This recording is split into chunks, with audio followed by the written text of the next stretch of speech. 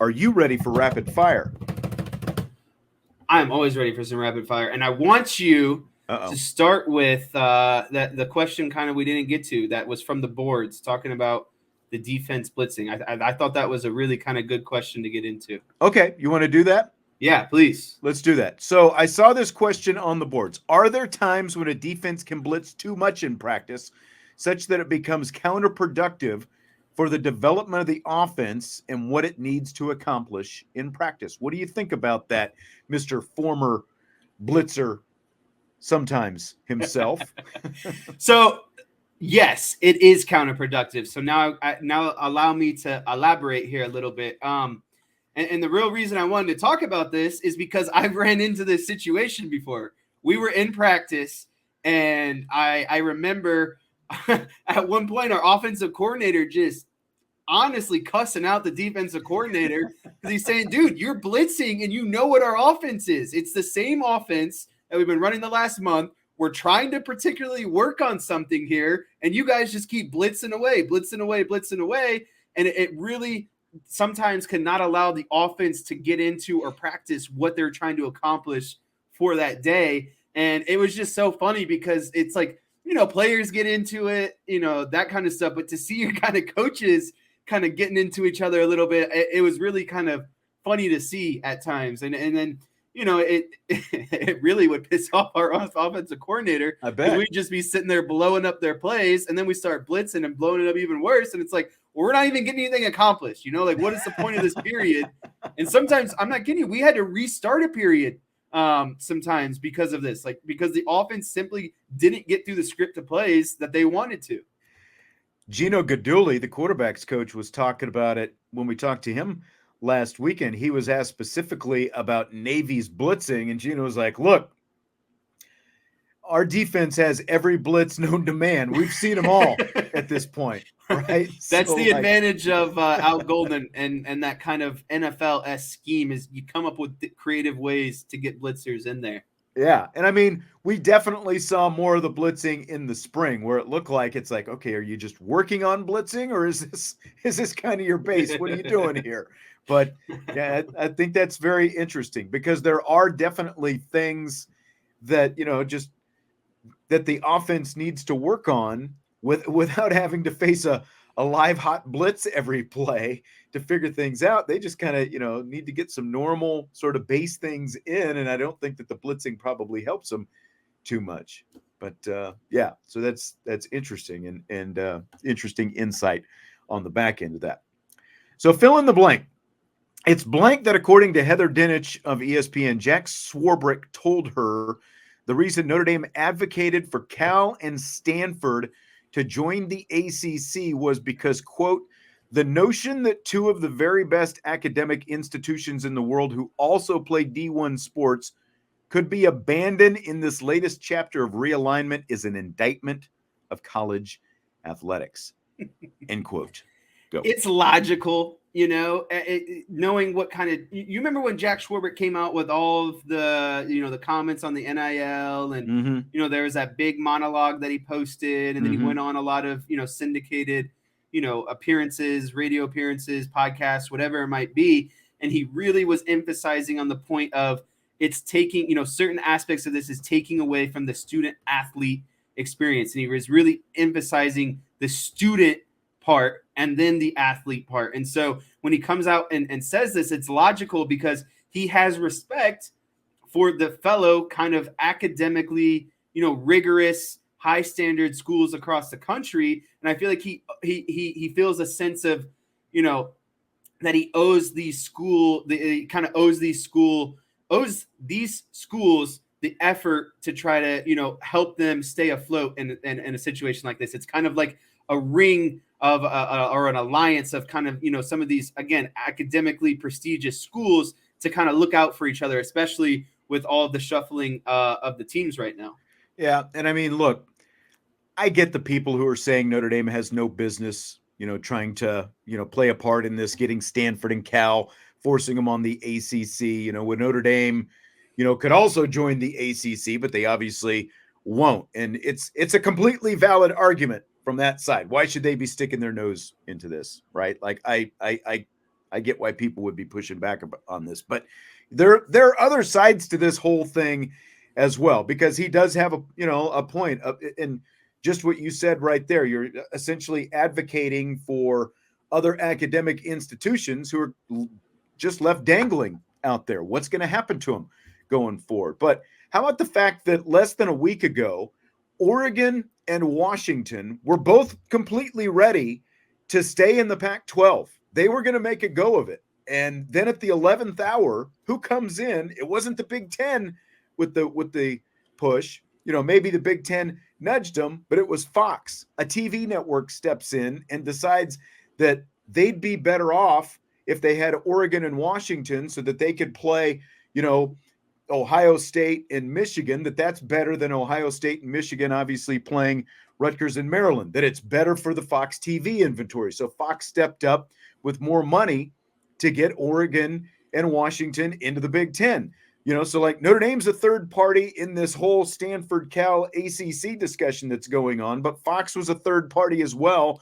And they Notre Dame is nudging this situation. Fox actively took part of it. And, that's like the whole thing. That's obviously TV money is behind all of this. So like, nobody's yelling at Fox though in all of this, but because it's Notre Dame, it's a lightning rod and everyone wants to light them up from the outside. Now, again, there are other parts of this. And by the way, again, like the Pac-12 is still at least the Pac-8 right now. If Fox doesn't jump in and, up the ante to give the money to those schools, if Oregon and Washington, they were completely willing to stay, like the rest of the Pac-12 thought that they were going to stay and the conference would still be together right now. And, Notre Dame's trying to help Stanford and Cal stay afloat. Fox was just looking out for itself, but nobody's going after them. But the other side of this still is Stanford and Cal could just stick with Oregon State and Washington State and form some kind of merger with the Mountain West Conference. But Stanford and Cal don't want that because they look at themselves as these high and mighty academic institutions, and they think that they're too good for the Fresno States and San Diego States of the world. So there are other options for Cal and Stanford out there, but they think that their academics are too good to be associated with, the rest of these Mountain West Conference schools. So it's hard to feel completely sorry for them because they're a part of this as well. There are options for them. It's just that they're choosing not to take it because they think, they're putting their academics like not everyone, not every school in the ACC is Notre Dame and Duke. There are other schools in the ACC with different academic standards. Yeah, and I think Michael Campbell actually brought up a pretty good point in the chat. It's, Notre Dame has a seat at the college football playoffs, and they had on the board, and they have positive financial business deal bringing in profits to the ACC conference, because the only sport that they're not, aligned with the ACC is football, and you could say hockey too, but realistically, the majority of Notre Dame sports are part of the ACC, and so it looks good on behalf of Jack Swarbrick, proactively trying to help out the conference, in my opinion, and help out. He does have a seat at some high tables, right? And so, I think it's very beneficial and a good look on Jack Swarbrick's part, in my opinion. I don't think there's anything wrong with it, and I think it's honestly helping the ACC, because Vince and I talked about this yesterday. I don't understand why the ACC is bickering so much internally when now they need to get proactive and really go after some of these teams, because they're really the only conference that hasn't done anything, right? Like in the Pac-12 has seen major changes because teams are leaving, and then the Big Ten and Big 12 are obviously adding these teams. Well, what has the ACC done in this process besides internally bicker with each other? It seems like Jack Swarbrick's the only person right now proactively doing something on behalf of the ACC. If you want to, if you're really interested on the Pac-12's demise and why it all led to where things are right now, because like the Pac-12 over the last few years has had opportunities. They had the opportunity to get a TV contract before the Big 12 did, and they obviously had other opportunities to add Big 12 teams. But listen to this week's edition of the Marchand and Oran Sports Media podcast. They talk about, all these different things that happened and why they are where they are right now. It's basically, I'm talking about Stanford and Cal kind of looking their noses down at everyone. The entire Pac-12, the Pac-12 leadership looked down at everyone. They thought that they were worth far more than what they were worth. And the bottom line right now is, like Florida State, for example, sees all this money in the SEC and the Big Ten, and they want a part of it. Well, there's only as much TV money that that is accessible as the TV networks are willing to give. And right now, they're not really willing to give anymore. And like they don't, like if ESPN saw Stanford and Cal as really in-demand products, they might actually pony up a little bit of money and kind of help the ACC make this happen. But the TV networks just aren't willing to give that much more. And unless you are, for example, Oregon and Washington, and you bring some big value to the table, then you got Fox ponying up. But again, the Marchand and Oregon, they went through the whole thing, and yeah. So I mean, and the point you make about Swarbrick, like, why wouldn't he try to help someone that they obviously have a long-term relationship with? That doesn't mean that it's about Notre Dame wanting to get into the ACC and like they're setting it up to to give themselves some other path into the ACC. And at the same time, like the ACC people who are all ticked off about, well, Notre Dame needs to be in the conference, if they're going to be doing it. Like, look, I've said this before. The TV contract the ACC has right now, you might have schools that are mad about it, but they wouldn't even be getting the dollar amount that they are getting if Notre Dame didn't have this partial relationship with the ACC. They wouldn't have the ACC network if Notre Dame wasn't involved in this. So like all this stuff, even though Notre Dame isn't a full-fledged member, Notre Dame really is still, Notre Dame's involvement in this TV contract is really propping the ACC up to even where it is right now, even if nobody over there thinks that it's good enough right now. That's just the way it is. Let's make some predictions here. Captains. It's got to be happening here pretty soon. We still don't know who Notre Dame's captains are. Predict 2 offensive, 2 defensive captains. Offense is easy for me. Sam Hartman and Joe Alt will be your 2 captains on the offense, and defensively is a little bit more of a struggle. But when it comes down to it, it was really kind of easy again for me. I think it's going to be JD Bertrand and Cam Hart are going to be your 2 defensive captains. Interesting. I've got the same 2 on offense. I think it's going to be Hartman and Alt. Completely agree with that. Bertrand is all but a lock. I'm going with Riley Mills, though. I'll say Mills will be in there. I could see Cam Hart being in there as well, but I'm going to go with Riley Mills, especially just like the way he's stepped up, and like how much you read into the the guys who are out there with the stretching drills and stuff like that. You definitely see Riley Mills up there in that front row. So I'll go with Bertrand, Mills, Hartman, Alt. We're only 1 off on there. I wonder if maybe we'll find out this weekend. I think we've got to find out here pretty soon. Derek says Salerno and Faison. Okay. You missed it yesterday. We were talking about the slapping competition, and Derek said that him and I can practice since we live so close together. Like the ESPN slapping competition that they've got. Yeah. Michael says Audric Estime, a captain too. I thought about him, but it's always your quarterback, and I think Joe Alt is just that guy, right? Like I just think Audric's a year off, in my opinion. I don't know. I don't see him as the leader, but I see Joe Alt as the guy who commands the offensive line, and then Sam Hartman commands the running backs and wide receivers. Yeah.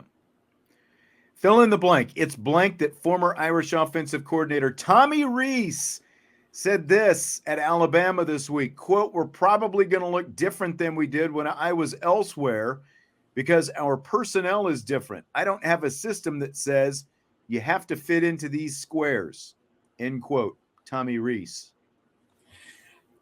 It's not a surprise to me. Everyone knows that Alabama has, a few more toys than compared to everyone else, right? A little bit quicker, a little bit more athletic, whatever it might be. And I think there is probably a little bit of truth of, you know, Brian Kelly kind of had a particular system that he was overall, you know, trying to run year in and year out. And he basically told Tommy Rees, here's kind of the overall system. I want you to kind of fit these guys into, you know, whatever that scheme might be. And I find some truth to this. And whether it's as exaggerated as probably what Tommy Rees was making it out to be, I still understand what he's saying. And I still think there is some truth to it. I just, you know, I'm sorry. Is this the same Tommy Rees who was the offensive coordinator at Notre Dame last year and basically had the autonomy to run his offense?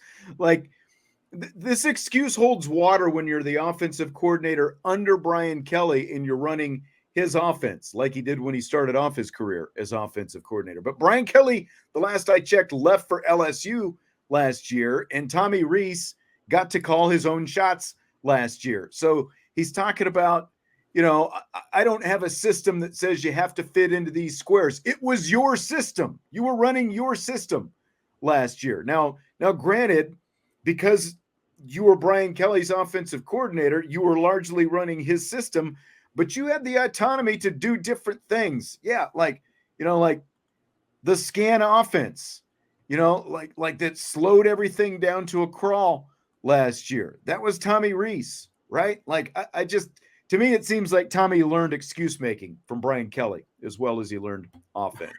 So I like that one. All right. It's just how it feels to me. Michael says Audric Estime seems to be a lightning rod personality. Now, I don't know about lightning rod. I mean, I think he's got a great personality. He's got a great work ethic, and he's a great player as well. It's just like not everybody can be captain. So I don't know, you know, I don't know that captain is what he's going to be right now. So I think Sam Hartman as the quarterback, I just feel like that's a leadership position, right? Quarterback is a leadership position. That's the guy that you look to there. So I don't know that Audric's lightning rod, but he's fun to watch. He's fun to listen to for that matter as well. So like both of those. Fill in the blank. It's blank that the Philadelphia Eagles had 50,000 fans for an open practice in their stadium last week. It's shocking to me, you know, like that is, I've never heard of that kind of number for an open practice this early on in training camp. And I think it shows a couple of things. One, the fan loyalty, whether you like the Eagles or not, their fans are loyal, even if they're obnoxious and kind of crazy and, you know, everything that comes with being an Eagles fan. And I think obviously you see these kind of numbers because of the Super Bowl hype, right? Like they just got off a Super Bowl. They got the franchise quarterback. They had a really good defense. They had a really good draft again this year. I just think a lot of people are anticipating that, you know, that they finish that nail into the coffin this year. They go out and they finish the job from last year and win the Super Bowl. So I think it is very impressive. And I think it's, again, shocking that they got this many people out this early into camp. Something that Michael Hahn and you and I can disagree on. We hate the Eagles, but it is impressive that they were able. I mean, this is like something that you would expect. 50,000 fans. This is something you would expect that, you know, like a place like Alabama or Georgia, right, showing up for the spring game or something like that. This is just an open practice in the football stadium. Should we just end the show with this? Bub says those dummies thought it was a real game. They're probably too drunk to realize what day it is. That's what it is. They all don't have anything else better to do, so they just meander down to the stadium. Apologies to any Eagles fans in the crowd, but that was a good one. I love it. Did you watch any of Hard Knocks this week? I unfortunately have not gotten into Hard Knocks. I have been consumed with watching my Chicago Cubs play. They've had 3 7:00 games this week, so you know that's kind of took up my evening time. It was the Aaron Rodgers show for the most part. A lot of Aaron Rodgers in there.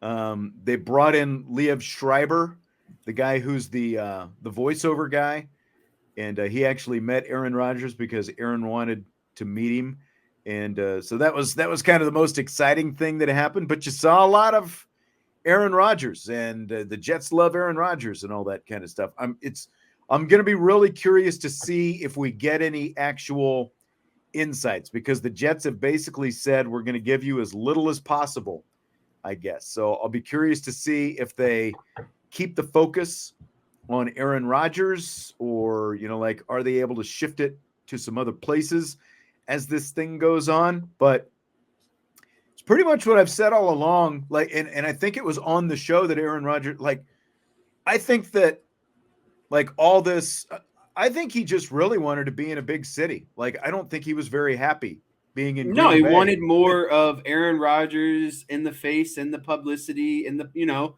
getting his name out there a little bit more. And you know what really proves that to me is he took he already restructured his deal and the season hasn't even started. He's taking less money and getting, you know, more time in New York. So I think that really solidifies exactly what you just said.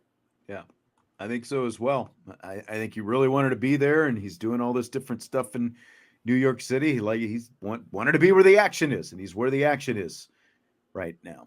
So they did do this one. Robert Saleh, the head coach, got up, and you know, there's always Hard Knocks, especially early on. You've got the coach making, you know, he wants to give some unique spin to the team, and it wasn't like a fire and brimstone, and it wasn't, you know, like a Rex Ryan, let's go get an effing snack and all that kind of stuff. But he told a story about how the crow, did you know this? The crow is the only bird that will try to attack an eagle, apparently. And if the eagle sees the crow coming, the eagle just keeps climbing in altitude, going as high as it can.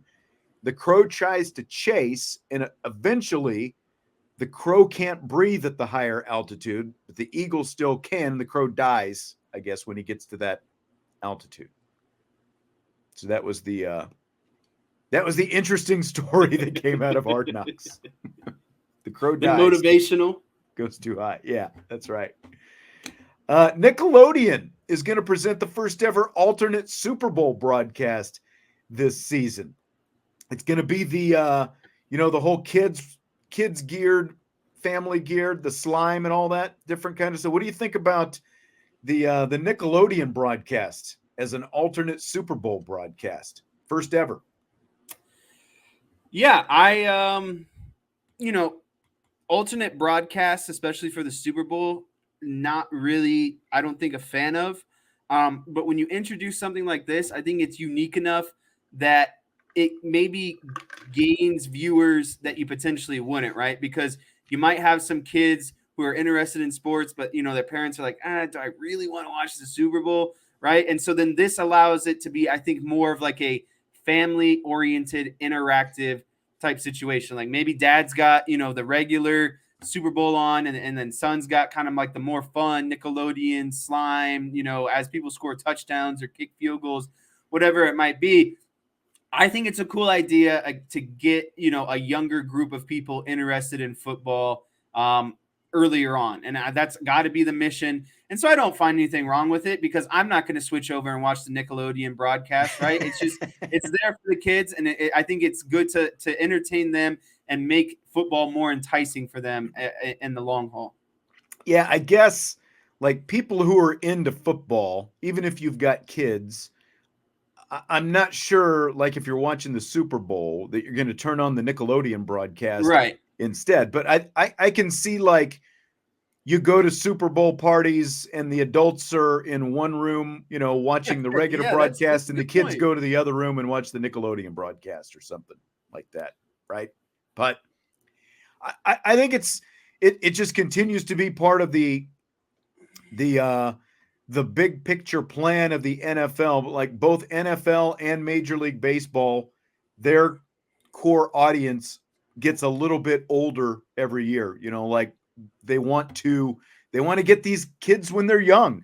I think it would be interesting if Major League Baseball came up with something like this, like a Nickelodeon type thing, to try to get kids, younger kids, more invested in watching baseball. Find ways to keep it, like if you're sliming sliming the base runner at first base or whatever it happens to be. I think maybe Major League Baseball needs to look at something like this because they've got a huge age problem. I think they finally got a little bit younger in the last couple of years. Chi-Town asked if kids will be calling the game. Nate Burleson, who used to work for the NFL, he still does some stuff for NFL Network, but he did Good Morning Football when they first did the Nickelodeon broadcast a couple of years ago. He was the analyst. He's going to remain the analyst. Noah Eagle, who is going to be the Big Ten primetime announcer on NBC, used to be the Nickelodeon play-by-play announcer, but because he works for NBC now, he can't do it. I don't think they've announced who's going to be doing the play-by-play, but Nate Burleson will at least be involved in the broadcast once again. So I'll be curious to see what they end up doing. They have had, like younger actors and stuff like that involved, like from the Nickelodeon channel. They've had them involved in the broadcast in the past as well. Just kind of when they first did this, I remember, just flipping over to see what it was all about. And I think they did a playoff game and stuff like that. So they've had some of the younger actors involved in it. So Joey Molinaro, a guy maybe you've seen do impersonations of Nick Saban and others on social media. Do you ever look at any of his stuff? Oh yeah. Okay. So you know who he is. He tweeted recently about wearing jerseys to watch football games, like put your jersey on when you're watching the game and that kind of stuff. Someone came at him and said, males should not be wearing jerseys in their homes watching games after the age of 12. So where do you stand, Jesse, on men wearing jerseys to watch games? So I think it's a tale of two tapes. I think you get more leniency if you're actually going to the game. But I have come up with my own mental philosophy on this issue recently. And I'm just going to lay it out. I think that you should, as a man, or woman, be able to wear a sports uniform or a sports jersey until you have kids.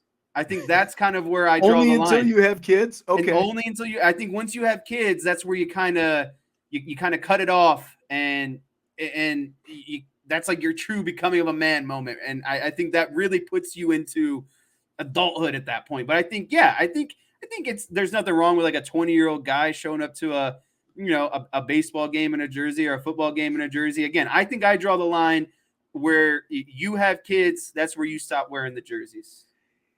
Mr. 2.0 says men should not wear other men's names on their backs. And I used to fall into that. I never thought about it the way you laid it out there, Jesse. Like after you have kids, you shouldn't. But I've never been a big jersey wearer. But like since you have been off to college and now off on your own, doing your own thing. Like when you were growing up, you never saw me walking around wearing jerseys and stuff like that. But now that I'm a little older, and maybe it's just a nostalgia thing, like I've got my throwback Cowboys jersey that I'll put on like maybe once or twice a season when I'm watching a game. But that's really the extent of it. Obviously, I'm working when I'm doing Notre Dame stuff. So I've never done it a lot, but I don't have a problem with it. It's like if you're going to shell out the money to buy whatever jersey, because those things aren't cheap. Yeah. Wear it whenever you want to wear it. Do your thing. I think it's funny what Mr. 2.0 said, men should not wear. I know you just highlighted that comment. Men should not wear another man's name on the back of on their backs. It's actually really funny. I have a friend who believes in this thought philosophy. So he buys just blank jerseys.